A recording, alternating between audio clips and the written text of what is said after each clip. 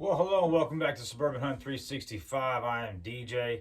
I am at the lease today. I'm actually on day 0 of a 3-day hunt. Today is December 13th. It is a Wednesday, and I am going to be out here till Saturday. So I'll have the rest of this evening, Thursday by myself. Friday, Dave and Jersey will be out here first thing that morning, and then we'll hunt till Saturday. So got a nice long hunt planned. Probably gonna be the last big hunt for the season. We are getting to a closing end. Now in Tennessee, we are full into gun rifle season right now. But because of the muzzleloader series that we've been doing here on this channel, I'm going to be continuing to run good old CVA Optima V2. What I've got it loaded down with right now is the 247 grain Thor. That is the cupped bullet here.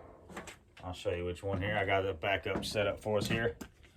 So we're going to be using the hollow points, the 247 grain. It's got the cup on the bottom. So that is going to be our projectile. That's the one that's in the actual gun right now. And it is followed by 84 grains of Blackhorn 209, as you see here. So Blackhorn 209, 84 grains. The ladder test that we did proves that it shoots a little bit high. About 2.5, 3 inches high at 100 yards. So I know I'll have to make that little bit of adjustment. So I got that's what's in the muzzleloader right now. This is a backup just in case something weird happens and I need to make another shot, or I didn't do a good shot on with the Thor bullet. But if everything goes well and I get a chance, what I plan on following up with is the Power Belt ELRs. All right, so the last time we came out and did a long hunt, I was able to get the FTXs and the ELDXs downrange and harvest an animal. And I'm kind of hoping to do something similar at this hunt. But we're going to start off with the Thors, see how well they do. And then I really want to break the mold with these power belts. We did see in one of the videos where Jared used a 45 caliber ELR and it did a fantastic job. Nice entry hole, a bigger expanded hole at the exit. Because power belts are kind of known for not expanding, but I want to kind of debunk that a little bit with the ELRs. So that's the plan. We're going to start off with Thors and then go into our ELRs. All right, what's going on, guys? So I decided I'm going to come up here to what we call the highway, and this is actually the second pile that I found. That is coyote scat. So I don't know if we're going to be hunting deer or dogs tonight, but either one of them steps out, we're gonna see how hard these Thors hit. All right, guys, finally got settled in. I'm up here on the highway. As you saw a second ago, there's a bunch of scat all the way up here, on the road up here. And we are on basically a road that we actually have cut through here. And I'm kind of elevated. I can see pretty good, about 100, 110 yards or so. So basically I'm just gonna sit here, hang out, see what we see. All right, guys, it's morning of day 1. As you saw, we didn't have any luck last night. It's a beautiful sunset though. It's on top of the ridge up there on the highway. So this morning, what I've chosen to do, one of our members came in this morning. I know he hunts on the west side of the property, so I decided to go 180 degrees. I am on the far east side of the property. As far as I know, no one's hunted this spot in a while. So this is the same spot, or close to the same spot, that I was in last year when I killed that buck with the federal borelock.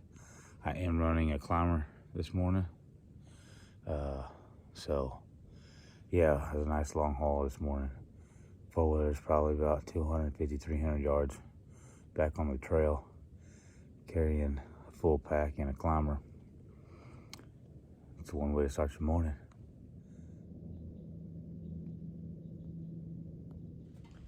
Alright, guys, as you can tell, no luck this morning.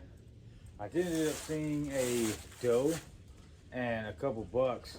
The bucks were playing on the ridge line. They kind of ran probably 100, 110 yards in front of me and then headed up the other way. They never really slowed down much, at least not long enough to give me a shot. And the doe that showed up that morning never went clear as well. All I saw was her tail. She never went broadside for me to give me a good shot. But I was running the tack cam this morning, so let's have a look at the footage real quick, shall we?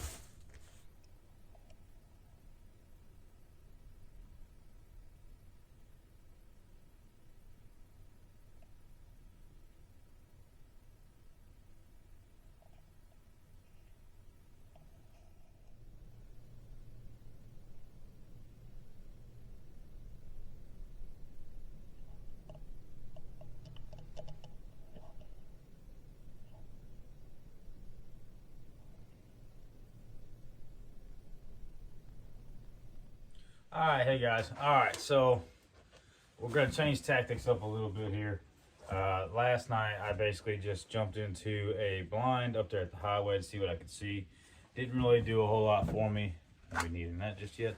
So I'm gonna go down about mid-ridge on this holler where it's got some good hardwood that kind of opens up into a little bit, just an open holler really. So should be able to give me a half decent shot, but the biggest thing is I'm going light. So just my gun, my pack, and the tree lounger. That's gonna be this guy right here. And I'll actually show you a real quick clip of us actually putting this together. But this is the tree, it's called the lowdown. We call it the tree hammock because it's exactly what it looks like. It's by Fantastic Outdoors. They're out of Georgia. I love these things. I bought this a few years back now actually, from the Wildlife Turkey Foundation show here in Nashville. And last year we made sure to pick up Jersey one because they're fantastic. But yeah, so that's the plan for today. We're going light, we're going easy, we're going mobile. We're going to be running a tripod with the tack cam as far as video in the hunt goes. So all that's left now is to get out there and do it.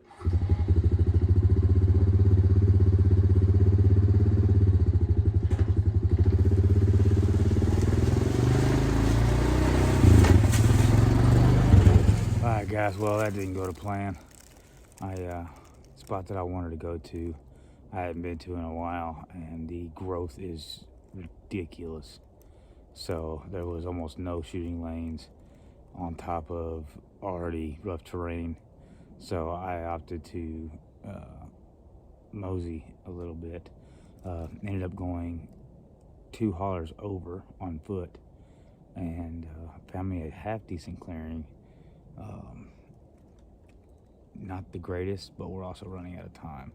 So I'll show you what I got. So this is the bottom of a holler that I'm in, and it's got some decent shooting lanes, and although it looks more congested on camera, there are some half decent shooting lanes. On top of that, I do have the ridge line behind me if something decides to come up through there. But all right, good morning. This is day 2. Got a little bit late start this morning. Ran into Mike at the camp on my way out here, so kind of chatted with him for a second. It was about 10 minutes before legal shooting light, so definitely getting out here a little bit later this morning. Yesterday's afternoon's hunt kind of went sideways on me, but where I'm at this morning is about 150 yards from where I was yesterday morning. So I'm a little bit closer to where those bucks ran through. And as I was thinking about it, last year when I shot that buck in muzzleloader, he actually came around the edge of the same knoll as those smaller bucks. So I think it's a better idea to go ahead and move over here. There's also a holler over that way, and this one kind of bends back, and then the one that they came from is actually behind me.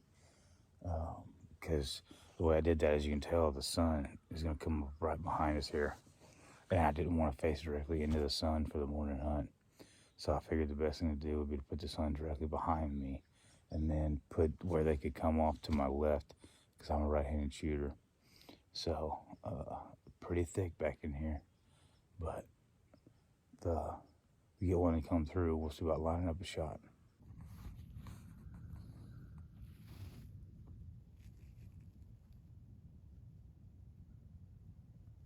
All right, well, it is morning of day 3, and I'm only gonna be able to hunt this morning. Not gonna be able to hunt this afternoon. I got family stuff we gotta deal with, and I'm sure a lot of you can relate with that. But we're changing things up. Day 0, 1, and 2, I ran muzzleloader, but this is probably gonna be the last hunt that I get this year. So I came up to my 2-man stand. It is on top of a knoll that looks down inside a pretty large holler. It's got two hollers actually line up into this big bottom right here. We got a decent amount of wind up here. So what I'm doing is I switched over to the Remington 700 bolt action, good old faithful here, right? And I went ahead and, as you can tell, I strapped on the camera for you. And but I need something that I can reach out, because it's a good ways down there. So we are shooting a modern rifle this morning. So for all the muzzleloader guys out there, sorry, but muzzleloader can't reach these spots. So they all have their place, right? So I will be swinging a big stick today. Hopefully I can get one across this bottom. Like I said, it's pretty windy. So hopefully they're gonna be walking these ridge lines, staying out of the wind. So last morning, it's been a long hunt, long 3 days. So stay tuned. Wish me luck.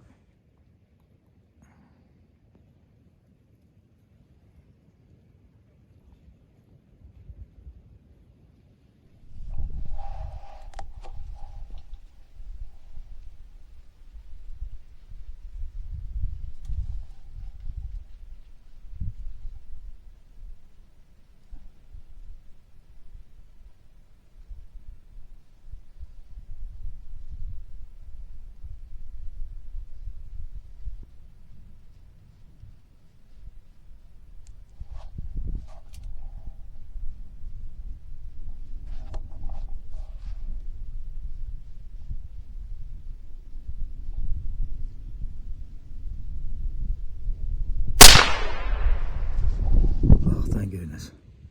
Here we are in the very last morning. Finally, that doe came around. There's another one here somewhere, but that was crazy. I mean, I'm assuming it's the same ones, but man, they were fast. They were way on the other side of the ridge. It's probably 300, 400 yards over there. And they ran down to the left. And next thing I know, they're right here. And their fur blends in so well with these down leaves that they're really hard to follow. So I actually lost track of them inside that little bit of a holler right there for a little bit. And the next thing I know, she comes standing right there, which I'm sure we got pretty good camera with the tac cam, but man. All right, guys, I'm down here for the blood trail. This is one of the worst I've seen. Holy crap, let me turn this around. I'm not even sure I should put this on YouTube. This is rough. So this is where the shot hit. You can see the splatter going back. You can see how all that is red. Oop, don't focus on my finger. All that, all the way up. I mean, that is just pure blood trail. But anyway, guys, looking up at the blind from here, it definitely looks further. From up there, it looked closer to 30 yards, but I'm guessing 50, 60 yards from down here. But anyway, it's a 308 that I'm running, and it is a 168 grain Sierra Bowtail hollow point. So yeah, I'm curious to see where that shot placement was, because it was kind of a rush shot. I was not expecting her to be that close. So I'm expecting it to have been low, because I mean, I've made some pretty good shots with this rifle and not had near this kind of blood trail. So I'm expecting it to be a little low. But yeah, let's follow this trail to see where she landed. All right, guys. Well, we found her. She is on the side of a rather steep hill and has pinned herself underneath all these logs. So we got some work to do to get her up out of here and safely. So I got to put all my stuff down. I'm probably going to end up dragging her down and then maybe back up again. So now the fun part's over. Now the work starts. All right, guys. Whew. I got her out of there, but this hill's straight up. All right. She's right there. Good size, good body doe. That exit hole is massive, but you can tell this is a hill that goes straight up. And as luck would have it, my winch is out on my four-wheeler. So I'm gonna talk to Dave. I don't think he's got a winch on the Jeep. May have to holler at Jared. Jared's got a nice Can-Am four-wheeler. May have to borrow his winch, get this sucker out there. Whew, she's making me work for it, boys.